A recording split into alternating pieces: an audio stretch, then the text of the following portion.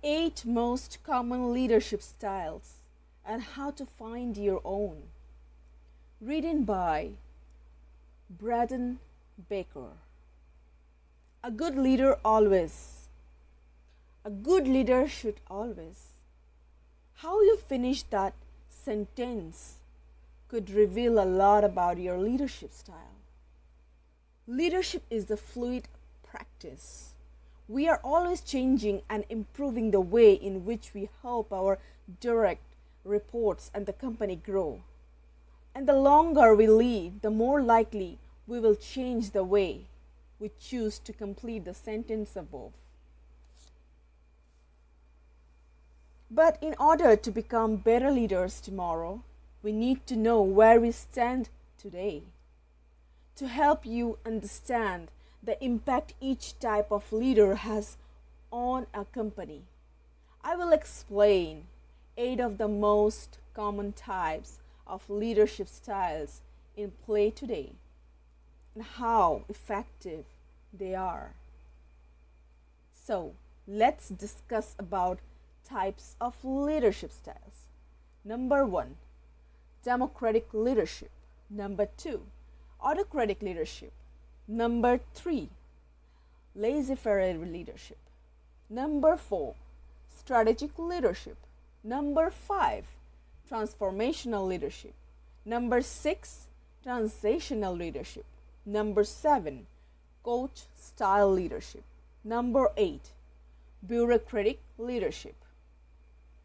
Then I will show you a leadership style assessment later on based on this post-opening sentence to help you figure out which leader you are.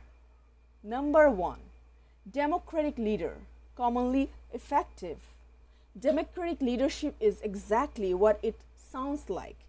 The leader makes decisions based on the input of each team member, although he or she makes the final call. Each employee has an equal say on a project's direction. Democratic leadership is one of the most effective leadership styles because it allows lower level employees to exercise authority they will need to use wisely in future positions they might hold.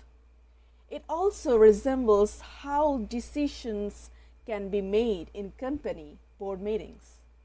For example, in a company board meeting, a democratic leader might give the team a few decision-related options. They could have then open a discussion about each option. After a discussion, this leader might take the board's thoughts and feedback into consideration, or they might open this decision up to a vote. Number 2, autocratic leadership. It's rarely effective because autocratic leadership is the inverse of democratic leadership. In this leadership style, the leader makes decisions without taking input from anyone who reports to them. Employees are neither considered or consulted prior to a direction and are expected to adhere to the decision at a time and pace stipulated by the leader. An example of this could be when a manager changes the hours of work shifts for multiple employees without consulting anyone, especially the effective employees. Frankly, this leadership style strings. Most organizations today can't sustain such hegemonic culture without losing employees. It's best to keep leadership more open to the intellect and perspective of the rest of the team. Number 3, laissez-faire leadership. It's sometimes effective. If you remember your high school French, you will accurately assume that laissez-faire leadership is the least intrusive form of leadership. The French term laissez-faire literally translates to let them do. And leaders who embrace it afford nearly all authority to their employees. In a young startup, for example, You might say a laissez-faire company founder who makes no major office policies around work hours or deadlines. They might put full trust into their employees while they focus on the overall workings of running the company. Although laissez-faire leadership can empower employees by trusting them to work however they would like, it can limit their development and overlook critical company growth opportunities. Therefore, it's important that this leadership style is kept in check. Number 4, strategic leadership. It's commonly effective because strategic leaders sit at the intersection between a company's main operations and its growth opportunities. He or she accepts the burden of the executive interest while ensuring that current working condition remains stable for everyone else. This is a desirable leadership style in many companies because strategic thinking supports multiple types of employees at once. However, leaders who operate this way can set a dangerous precedent with respect to how many people they can support at once and what the best direction for the company really is if everyone is getting their way at all times.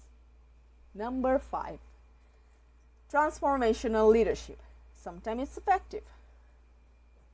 Transformational leadership is always transforming and improving upon the company's conventions. Employees might have a basic set of tasks and goals that they complete every week or month, but the leader is constantly pushing them outside of their comfort zone. When starting a job with this type of leader, all employees might get a list of goals to reach, as well as deadlines for reaching them. While the goals might seem simple at first, this manager might pick up the pace of deadlines or give you more and more challenging goals as well. You grow with the company. This is highly encouraged form of leadership among growth-minded companies because it motivates employees to see what they are capable of. But transformational leaders can risk losing sight of everyone's individual's learning curves if direct reports don't receive the right coaching to guide them through new responsibilities. Number 6, transactional leadership. It is actually sometimes effective because transactional leaders are fairly common today. These managers reward their employees for precisely the work they do. A marketing team that receives a scheduled bonus for helping generate a certain number of leads by the end of the quarter is a common example of transactional leadership. When starting a job with transactional boss, you might receive an incentive plan that motivates you to quickly master your regular job duties. For example, if you work in marketing, you might receive a bonus of sending 10 marketing emails. On the other hand, a transformational leader might only offer you a bonus if your work result in a large amount of newsletter subscriptions.